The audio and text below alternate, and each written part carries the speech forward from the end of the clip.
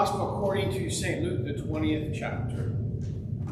Glory to you, O Lord. Some Sadducees, those who say there is no resurrection, came to Jesus and asked him a question. Teacher, Moses wrote for us that if a man's brother dies, leaving a wife but no children, the man shall marry the widow and raise up children for his brother. Now there were 7 brothers. The first married and died childless, then the second, and then the third married her, and so in the same way all 7 died childless. Finally the woman also died. In the resurrection, therefore, whose wife will the woman be? For the 7 had married her. Jesus said to them, those who belong to this age marry and are given in marriage. But those who are considered worthy of a place in that age and in the resurrection from the dead neither marry nor are given in marriage. Indeed, they cannot die anymore, because they are like angels and are children of God, being children of the resurrection. And the fact that the dead are raised, Moses himself showed in the story about the bush, where he speaks of the Lord as the God of Abraham, the God of Isaac, and the God of Jacob. Now he is God, not of the dead, but of the living. For to him all of them are alive. The gospel of the Lord. Praise to you, O Lord. Please be seated.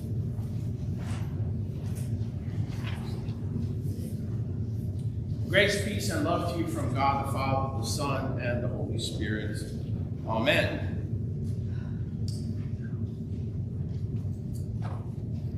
One of the movies that I think is probably has had the most profound effect on me is the movie The Passion of the Christ. I think one of the scenes from that movie that I find the most powerful is where Jesus is dragging his cross through the city of Jerusalem, through where everybody's walking and seeing him and heckling him toward Golgotha. And Mary, his mother, races along behind on what's called the Via Dolorosa with John, the disciple, the young disciple John, until she comes to where Jesus is, and she looks at him face to face and tries to comfort him as a mother would comfort her dying son. And Jesus says to her, "See, mother, I make all things new." And he then continues on his way to his crucifixion and death. Now, that's not a biblical scene. It's not written anywhere in the Bible. And those words, "Behold, I make all things new," is actually in Revelation 21.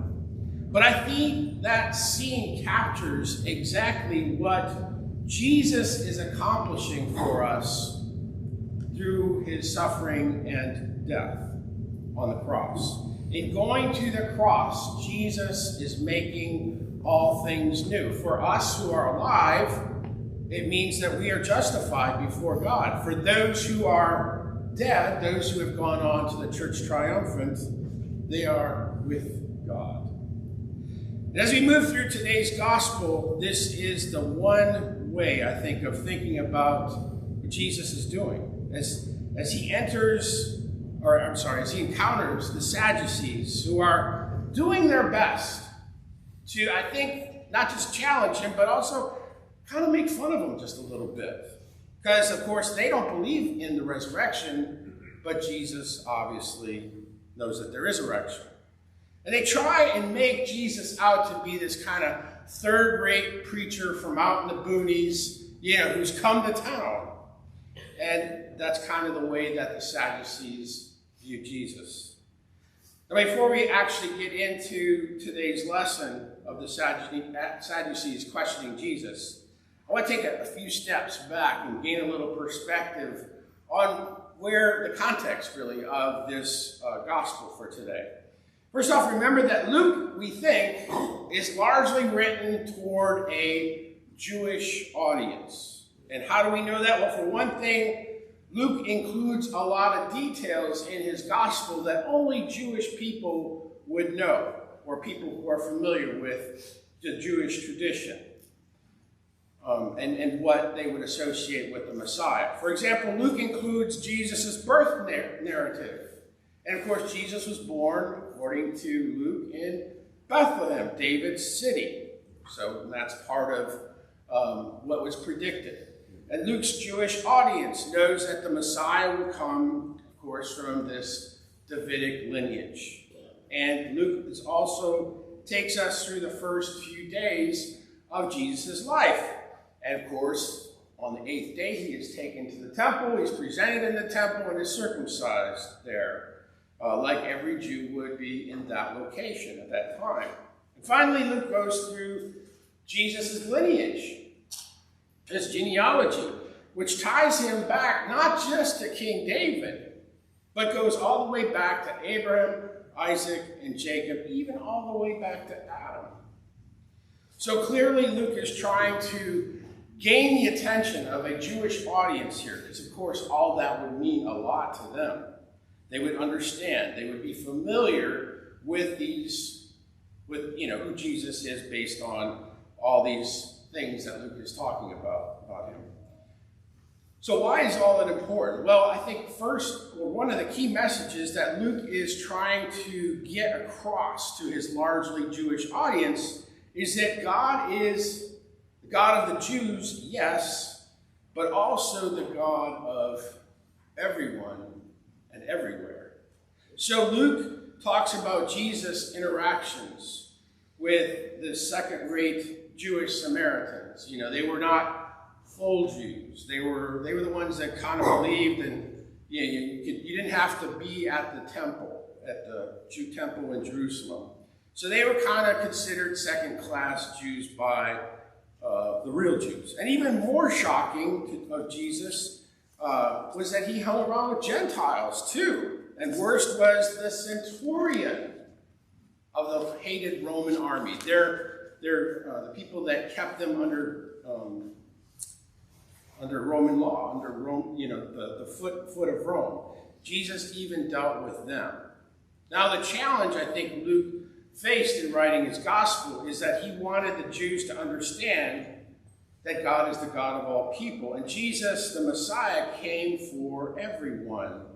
But that this did not mean that he had rejected them as God's people. So Luke includes in his gospel several incidents where Jesus interacts with the three main factions within Judaism of that day: the Pharisees, the scribes, and the Sadducees. Well, in each of these interactions, it's not Jesus who rejects the leaders. It's the leaders who are doing the rejection of Jesus.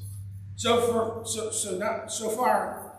Luke has recorded several incidents in his gospel where the Pharisees and the scribes have kind of taken a run at Jesus.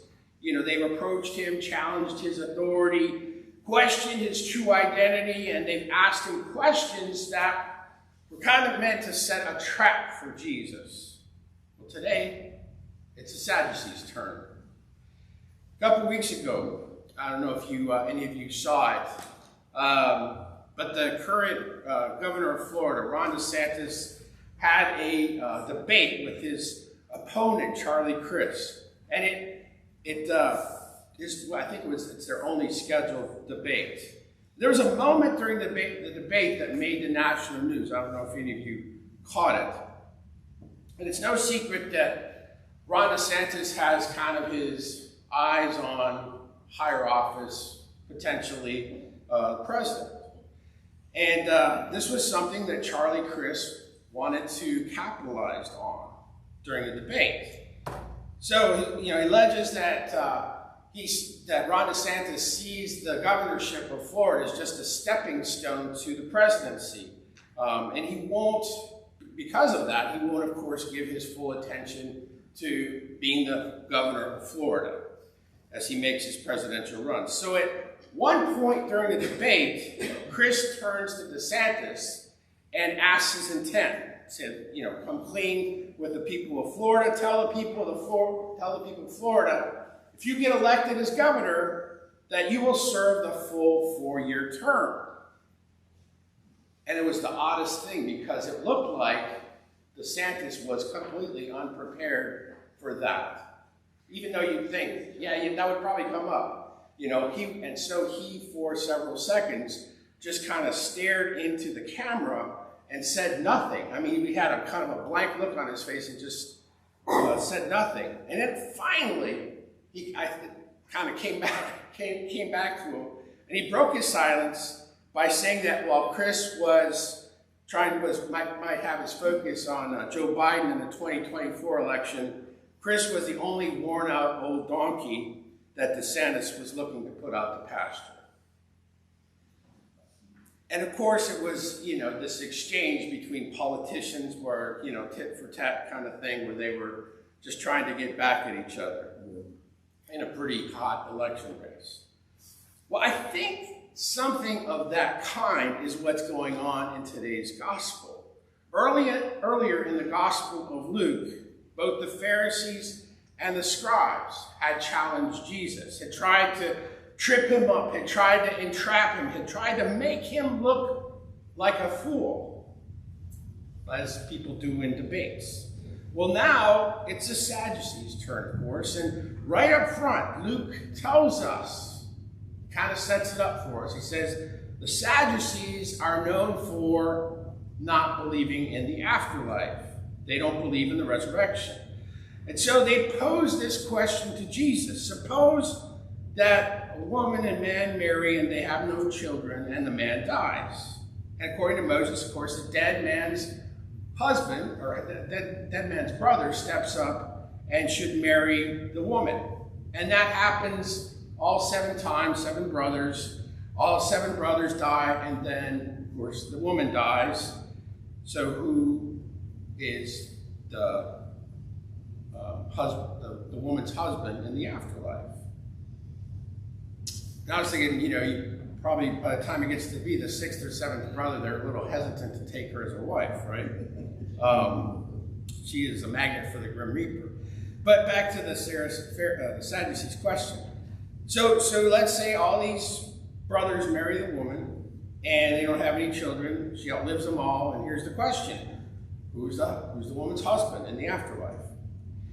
Sometimes it's hard, I think, to convey sarcasm and making fun of someone in the Bible, because it's such a serious instrument, and people have kind of taken the nuances, I think, from the Bible in the translation, especially over the span of 2,000 years when Luke wrote this account. But I'm pretty sure, 99% sure that the Sadducees were trying to make fun of Jesus. They were using sarcasm, and they posed this question to Jesus.